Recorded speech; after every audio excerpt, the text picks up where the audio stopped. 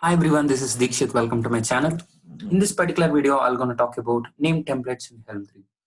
My previous video was on variables in Helm 3, so please do have a look into that before watching this video. So I'll leave a link in description. So till now we have discussed about objects, functions, and we have seen the flow control in Helm 3, and also we have seen the variables also, right?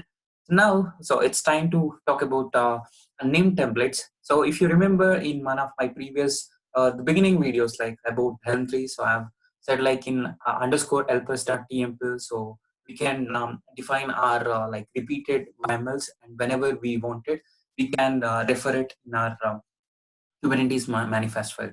So to keep it very simple, so that time I mentioned it as functions, but it is actually called as name templates in Helm 3. Okay. So before getting into creating a name templates and uh, getting inside like name templates, so let's see there are like a few naming conventions that we need to use in templates folder. So basically, templates folder is for having a Kubernetes manifest file, right? So in that we have seen, if I want to show that particular file, so Tomcat under this, if you see, so there is a two files which is not Kubernetes related files. So one is notes.txt. So note.txt will have the information like when user executes any command like helm install, helm upgrade.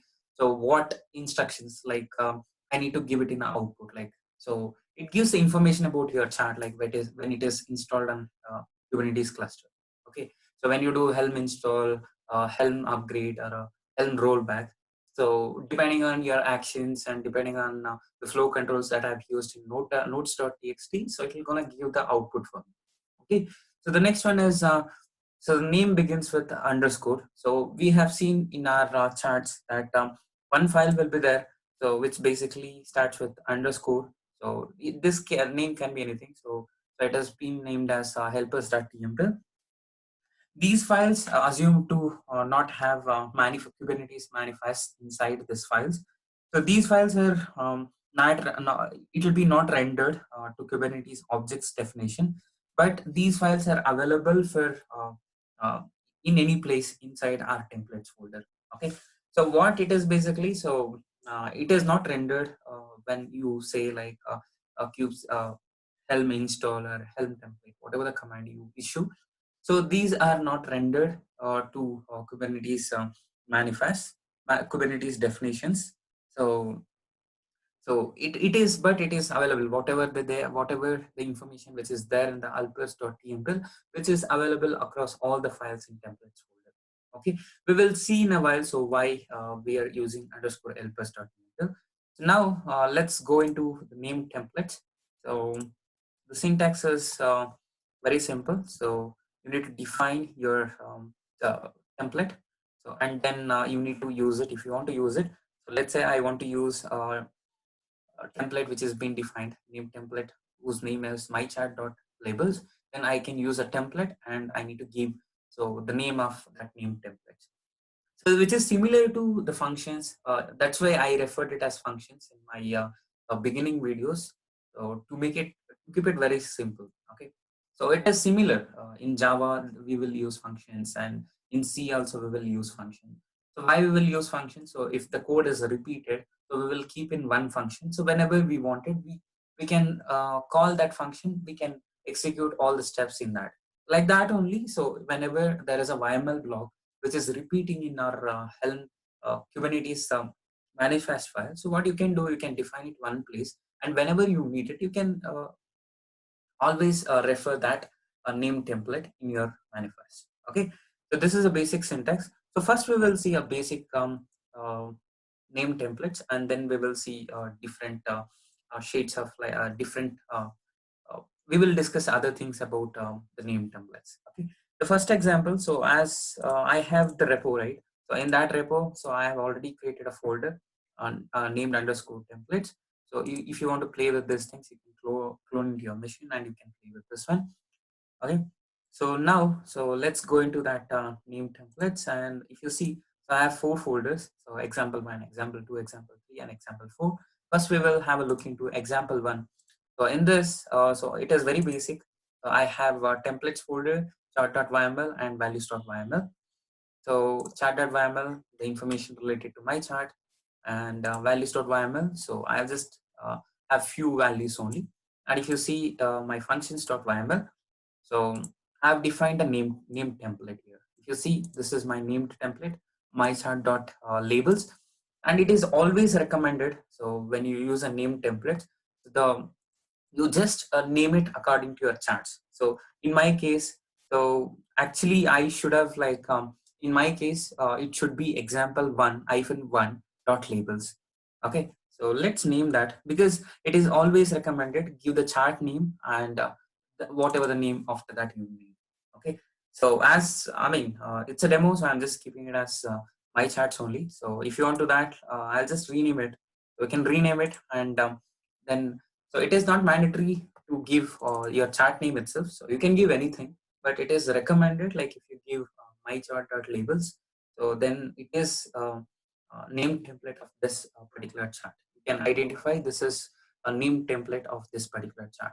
Okay, and also there is a concept called as subcharts in Helm. So that's the reason. Like if you have many subcharts, so name the name templates in that subchart according to your subchart names, so that you'll be able to know which subcharts are which name templates are related to which charts. Okay, and these name templates are global. So wherever you want to refer it inside your templates, you can always refer it.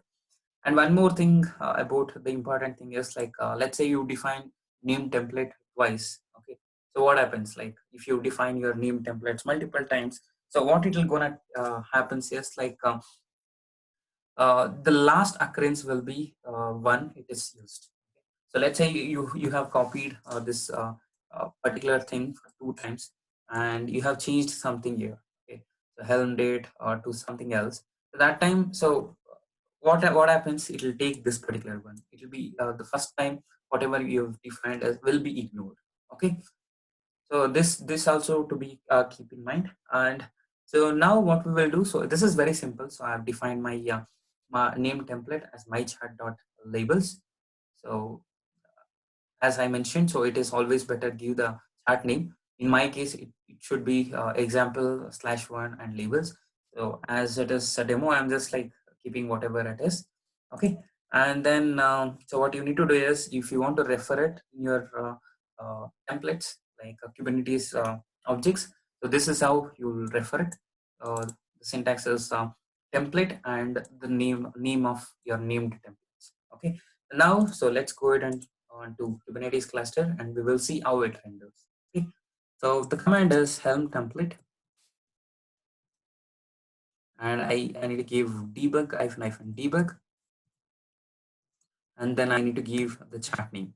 Okay, example one in my case. So if you see now, so it has been rendered. So under my labels, it is creating a generator as helm, and the date is printed. Okay. So this is a basic example. Okay. So now if you see here, so I don't have any information which are related to objects. If you see here, so I'm just using some functions and I'm assigning it here. So like, let's say if you want to use some functions. Okay. For that, I'm gonna use the folder example two. If you see here in this functions.yml, so I have so the config map, and also one of the best practices, all the name templates, keep it in one common file. Okay, so in my case, I'm keeping that in and underscore helpers.tmpl, wherein I'll define all the named templates here. So rather than defining it in your Kubernetes object files, so you define it in underscore helpers.tmpl and refer it wherever you need. Okay, so this is also very simple. So I've used a date, charts, and the version. If you see the version, which is basically used a dot charts object. Inside that, I'm accessing version value, and also here also I'm using charts object only and the name of the charts object. Okay, so now let's go ahead and let's execute. So we will see how it renders. Okay, so I'll just give two here, and when I execute that one, so now if you see this one. So here the chart data, the value of chart and also the version is empty. So this is why, because so whenever you refer a named template in your Kubernetes manifest file, like Kubernetes object file, so it is always expects like that named template will be expects to supply a particular scope. So we have discussed the scope in our previous videos, like when we discussed about with all those stuff, like I've discussed about that scope, right? So whenever you call a named space, you need to send the scope, what scope I need to use. Okay, so that so if you don't mention, so then you won't be able to access the objects which you wanted. In our case, like I wanted to access the chart object, so I'm not able to access it. So the simple solution for this is like we need to correct in our system is example 2, and in the templates folder, so I have functions.yml, right? When I click vi, so when I open it with vi editor, so when I'm referring it, as you can see, when I refer it, so I need to send the scope also. To send the scope, so I, after that name template name, so I need to send the scope. So if I send the dot, so which is a top level object, so it will have all the objects like values.yml and the chart object, release object, everything will be there in this one. So in my case, I've used only chart, so I can just like send like this also chart. Okay, but so I'll just keep it as a top level object. Okay, now we will execute. What will happen? We will see. Okay. So now when I execute Helm template hyphen debug, and if I give the example 2, so now you'll be able to see the my chart, and so whatever the chart value, like in my chart.yml, so the name I've given as my chart, so that value you can see it here. Okay. So this is how sending a scope to named template. So whenever you're referring, so send the proper scope. If you don't send the scope, so you won't be able to access your object values there. Okay. So the next one is we will see. So if at all, if I use the same name templates in multiple places in my Kubernetes object file, so what will happen? Okay. So I'll take for that I'll take one more folder. So which is example 3. So in this, if you see, so this is also very simple. So I'm giving app underscore name and app underscore version. And if in functions.yml, if you see, I'm referring it 2 times, like template mychart.app and here template and mychart.app, and I'm sending the scope as dot top level object. Okay, so when I debug, like when I render it, so let's see first what happens. Okay, so I'll just give a 3 now. So when I do this one, if you see, so my values are like which is not rendered properly, because under the data I should have this app underscore name and app underscore version, but it is rendered like to the right most. Like, why it is? Because you need to always make sure when you're calling the templates, so the render the spaces should be properly maintained. If you don't do that one, so this will be the problems you'll face. Okay. And also one more thing to keep in mind, template is an action, okay, which is not function. So that's the reason. So whatever the generated the output of this particular template and my chat, this dot, so we won't be able to send it to any other functions, because there is a function called as n indent or indent. By using that, you can give a proper indentation, right? So as a template is an action, we won't be able to do that. So for this, so there is a workaround. So that is basically you can use something called as include. So which calls your template, and then that include can pass your templates output, name templates output to other functions. Okay, we will see that example now. So for that, I'll take example 4 folder. If you see here, the same thing I have underscore helper stack emp here, and in short in functions.yml, if you see the same indentation, like I have not changed at all. Okay, so if you see here, so I've used something called as indent 2 and so indent 4. In my case, I'm not using templates. Okay, So I'm using an include. So if you use include, what it will do is like whatever the output is generated from your name templates, so after rendering, so it will pass on to this function, then it is properly indented. Okay, now we will run this one, example 4. So when I run this one, so you'll be able to see, I mean, it is rendered properly. Okay, so that's the reason you need to choose, like when you're using template, so you just give proper indentation. If you don't give, so these are the problems you're gonna see. Okay, if it is like if you need to you don't want to concern about the indentation when you call your name templates, so then it is better like you go for include and then pass the output to indent function, so wherein you can maintain proper render indentation. Okay, so this is what I wanted to show in this video. So if you like the video, please share and subscribe. Thank you. Have a good day.